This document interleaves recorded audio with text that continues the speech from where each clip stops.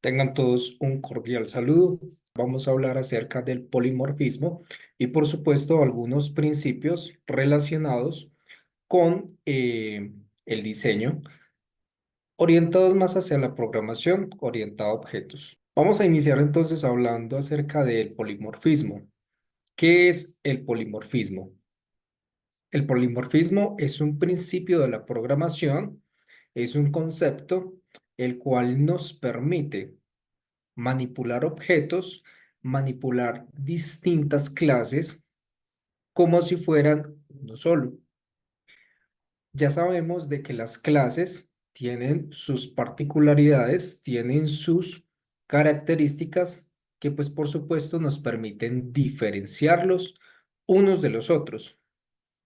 Estas características por supuesto que nos van a permitir iniciar eh, un proceso el cual nos permite a través de la manipulación de la herencia poder considerar que un objeto es quizás compatible o que puede ser tratado de igual manera como si fuese otro tipo de objeto. El concepto es un poco abstracto, pero vamos a irlo ilustrando poco a poco. Entonces, ¿cómo podemos ver el polimorfismo de una manera un poco más amigable? Veamos a través de este ejemplo de las figuras cómo, a pesar de que el cubo tiene sus características que lo diferencian de las demás figuras, como la esfera y la pirámide, tienen en común todas estas figuras geométricas de que son un tipo de figura y por ende tienen unas dimensiones. Tienen, al menos el cubo y la pirámide, podríamos decir que tienen una altura. Quizás también podríamos decir que su base tiene un ancho, tiene un largo. Podríamos decir además en común de que se les puede calcular a ambas su masa, en el caso hablando de cubos, de la esfera también, la pirámide, se les puede calcular además un área sin dejar atrás o sin dejar de un lado de que los métodos, las implementaciones y la forma en cómo se calculan este tipo de cálculos son diferentes para cada una de ellas. ¿Cuáles son las ventajas del polimorfismo? Es decir, tratar a través de la herencia de manipular objetos de una manera similar. Lo primero es la flexibilidad del código, es decir, al igual que como vimos en el ejemplo de las figuras, podríamos tratar diferentes tipos de objetos como un solo común, en donde cada uno tiene su propia implementación, pero a nivel general los vemos como objetos de una familia muy particular, de una familia muy común. La reutilización del código, al tener diferentes objetos que se comportan diferente, pero que tienen una similitud a través de la herencia, porque hemos aplicado la herencia, pues podríamos decir de que podríamos tratar estos objetos evitando tener que hacer condicionales, tener que hacer lógica adicional para poderlos tratar. Y la interoperabilidad, por supuesto, que nos facilita pues la interacción, como les venía comentando, entre diferentes clases. Yo puedo tener distintos objetos, el más típico es el ejemplo de estas figuras. Puedo tratar tanto el cubo, la esfera y la pirámide de una manera muy particular, de una manera muy similar. Sin embargo, ellos tienen internamente su propia implementación, pero igual los puedo tratar a todos como figuras. Muy bien. Vamos a ver un ejemplo corto que nos podría hacer caer en cuenta o nos podría quizás eh, familiarizar con el tema. Tenemos dos, tenemos dos clases base o dos clases básicas, las cuales son perro y gato. Estamos de acuerdo en cuanto a que el perro tiene su propia forma de hacer el sonido y es ladrando. El gato también tiene su propia forma de hacer un sonido mediante el maullo. Y tenemos una clase animal, la cual es una clase claramente abstracta, la cual tiene su propio método, el cual es hacer un sonido. Vamos a ver en la main qué pasa. Si instanciamos un objeto en la main, lo podríamos tratar tanto al perro como al gato como si fueran objetos similares. Vemos que hemos declarado un vector de animales y estamos añadiendo un animal de tipo perro y otro de tipo gato. Cuando hacemos el recorrido por ese for each, ¿qué esperamos que se muestre como resultado? Lo que esperamos que se muestre como resultado es que al invocar al método de este animal, se va a imprimir primero el, eh, el sonido del perro, es decir, el perro ladrando. Y por último, se va a imprimir el sonido del gato maullando. ¿Esto por qué? Porque hemos podido introducir en un vector objetos diferentes, clases diferentes, porque ambas comparten herencia. Es decir, ambos heredan de una clase base que es animal y por ende podemos tratarlos como si fueran semejantes, pese a que ya sabemos de que tanto el perro como el gato hacen sonidos totalmente diferentes. Ahora, no todo es color de rosa con el tema del polimorfismo. También tenemos algunas claras desventajas y estas desventajas hay que mencionarlas. Una de ellas, principalmente, es que al ser el polimorfismo un concepto bastante abstracto, podríamos tener algunas desventajas en cuanto a la complejidad del diseño. Es decir, al requerir para poder aplicar polimorfismo herencia, es posible que la arquitectura se nos vuelva un poco más compleja al tener que estar implementando constantemente la figura de la herencia para poder aplicar el polimorfismo. Y claramente la principal, digamos, desventaja es que tanto las clases hijas como la clase base, pues crean una dependencia muy fuerte, ya que pues las clases hijas dependerían fuertemente de esta clase base para poder definir ese comportamiento de esta forma. Vamos a dejar de un lado un poco el principio, en este caso el concepto del polimorfismo, para hablar del principio de la cohesión. El principio de la cohesión es un principio fundamental en la construcción de el software actual, del el código, la forma en cómo se programa actualmente. ¿De qué nos habla la cohesión?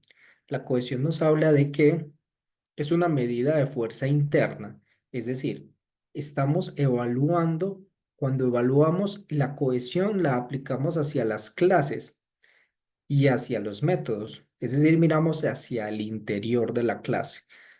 Y lo que hacemos es preguntarnos qué tanta coherencia tiene lo que yo estoy escribiendo allí adentro. En pocas palabras, si lo que hay adentro, las funcionalidades que hay dentro de esa clase, tienen una relación entre sí o si son totalmente funcionalidades aisladas una de la otra. Esto es fundamental, muchachos, porque no podemos tener clases en las cuales se tengan responsabilidades distintas, porque eso quiere decir de que la clase está siendo muy poco cohesiva, es decir, que la cohesión va a ser muy baja y esto va a querer generarnos un desorden, porque no vamos a saber entonces esta clase a qué se dedica, si envía quizás un correo o si se preocupa por hacer un pago o si se preocupa por imprimir un mensaje en pantalla. Este tipo de funciones hacen que buscar un error o mantener la aplicación sea mucho más costoso. Entonces, ¿qué es lo ideal? Que una clase se dedique solamente a hacer lo que le corresponde hacer. Es decir, que la cohesión sea alta, que todos los métodos que hay allí tengan una relación que vaya en la misma dirección. En caso de que no sea así, pues entonces habrá que evaluar la posibilidad de extraer esas funciones que no tienen nada que ver una con la otra y irlas instalando en clases muy aparte. Aquí tenemos un ejemplo muy básico en el cual tenemos una clase en la cual se tiene muy baja cohesión. Miremos cómo esta clase tiene métodos que no tienen nada que ver el uno con el otro, pese a que en conjunto hagan funcionar una aplicación.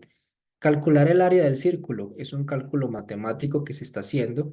Guardar en un archivo no tiene nada que hacer allí. Debería haber una clase aparte que se preocupe por guardar el archivo. Enviar un email, menos. Deberíamos tener un servicio o una clase muy aparte para enviar correos electrónicos. ¿Cómo haríamos esto entonces? Como podemos ver, vamos a refactorizar ese código, vamos a sacar las funciones que no tienen nada que ver, las vamos agrupando y si ninguna tiene que ver ninguna con la otra, pues se separan en clases muy aparte. Tenemos entonces una clase que se preocupa solamente por calcular el área, otra que guarda el archivo y otra que envía los correos. De esta manera, cada clase se dedica a hacer solo lo que le corresponde y no hace mil cosas a la vez. El principio del acoplamiento es otro principio muy fundamental y en pocas palabras lo que nos quiere decir es qué tan relacionada está una clase de la otra, es decir, qué dependencias hay. Es una fuerza de medida externa porque estoy mirando hacia afuera de la clase con quién me estoy relacionando. No es bueno que una clase dependa mucho de otras, es decir, que esté demasiado relacionada y haya fuerte relación de dependencia. ¿Por qué? Porque esto lo que nos da a entender es que si en algún momento nuestra aplicación crece lo suficiente como para que las clases estén muy relacionadas entre sí, al fallar una de esas clases, se va a ir abajo todo la telaraña o todo el entrevejo que tenemos allí enlazado. Entonces, espera, entre más acoplada esté la clase, en este caso, lo que estamos hablando es de alto acoplamiento, a diferencia de la cohesión, que la cohesión debería ser muy alta para que la clase se comporte bien. Aquí hablamos de que el acoplamiento o el nivel de relación debería ser bajo. Tener un bajo acoplamiento, es decir, que una clase no dependa de las otras o que dependa en la medida de lo posible lo menos que se pueda para que si ocurre un fallo en otro módulo o en otra clase, no nos vayamos a ver tan afectados en las clases. Tenemos un ejemplo de alto acoplamiento. Ya sabemos que el alto acoplamiento no es aconsejable, en el cual tenemos una clase que se llama usuario, la cual tiene una fuerte dependencia de la clase notificador. Vemos que tenemos un método que se llama enviar email y estamos directamente enviando el email desde la clase usuario. ¿Cómo corregir este problema? Bien, para corregir el problema, entonces tenemos que vamos a separar esa responsabilidad, pero no solamente basta con separarlo. Vamos a generar un contrato, una interfaz, y esa interfaz va a tener ese método enviar, el cual vamos a inyectar o vamos a directamente hacer generar dentro de la clase usuario. ¿Con qué objetivo vamos a inyectar ese contrato? Con el fin de que esta clase ya no dependa de esa implementación. Es decir, como estamos implementando este ejemplo, ya no va a importar qué tipo de email sea el que va a ingresar en este constructor de usuario. Simplemente él va a recibir un contrato. A él no le va a importar si el envío va a ser por correo electrónico o va a ser por mensaje de texto o va a ser quizás una implementación distinta del envío de correo electrónico. A él lo único que le va a interesar es enviar el email. Cosa muy distinta, volviendo al ejemplo anterior, a lo que teníamos acá, en donde se ciñe esta clase o se obliga a esta clase a que la implementación tiene que ser mediante email usando la clase notificador. Un poco la explicación entonces del código anterior. Creamos una interfaz. Esa interfaz define unos contratos, ya sabemos, y ese contrato puede hacer que cualquier clase que herede de esa interfaz la implemente, o sea que no estamos dependiendo específicamente de la clase notificador, no. podemos tener cualquier otra clase que implemente ese contrato y así tener quizás hasta distintos clientes de correo electrónico. A la clase usuario no le va a interesar qué tipo de cliente es, él solo va a saber que va a enviar un email. Por último, vamos a ver el principio de la responsabilidad única. Este principio es uno de los pilares también de las buenas prácticas de desarrollo. Este principio va muy de la mano del principio de la cohesión y lo que nos dice es, una clase debería de enfocarse en hacer únicamente lo que le corresponda y nada más. Al igual que los métodos, también aplica para los métodos. Tener un método que cumpla con este principio nos invita a que el método que estamos programando solamente tenga la funcionalidad que a él le corresponde hacer. Nada de tener allí métodos que hagan múltiples funcionalidades, porque eso nos está invitando o es quizás una señal de que algo de más se está haciendo allí. Y por ende, debemos de tratar de separar esa responsabilidad. En aras de buscar de que el principio de la responsabilidad única se cumpla, es posible que tengamos que crear más de una clase, porque si tenemos funciones que no tienen nada que ver con la clase, pues debemos, al igual que la cohesión lo pide, separar esas responsabilidades y llevarlas a otra clase. ¿Cuáles son las ventajas del principio de la responsabilidad única? Por supuesto que la reutilización de código. Si tenemos funciones o clases muy atómicas que hagan algo muy puntual, muy seguramente más adelante, cuando la aplicación crezca, vamos a poder reutilizar esas funciones en algo más, lo cual nos ayuda a ahorrar líneas de código. También vamos a tener mejor organización del código porque sabemos exactamente dónde ir a buscar lo que necesitamos buscar. Muy bien, muchachos. Por último, en conclusión y un resumen, en esta unidad hemos visto algunos conceptos como lo son el principio de cohesión y acoplamiento, los cuales nos ayudan a mejorar. Primero, la organización de las clases.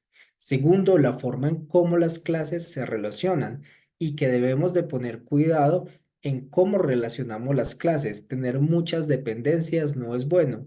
Cualquier falla en una clase de la cual dependamos nos puede hacer caer también la aplicación, porque se vendría una reacción en cadena y pues las clases que tengan muchas dependencias seguramente también se nos van a afectar. Hemos visto cómo el polimorfismo también nos permite manipular objetos de manera semejante mediante la herencia.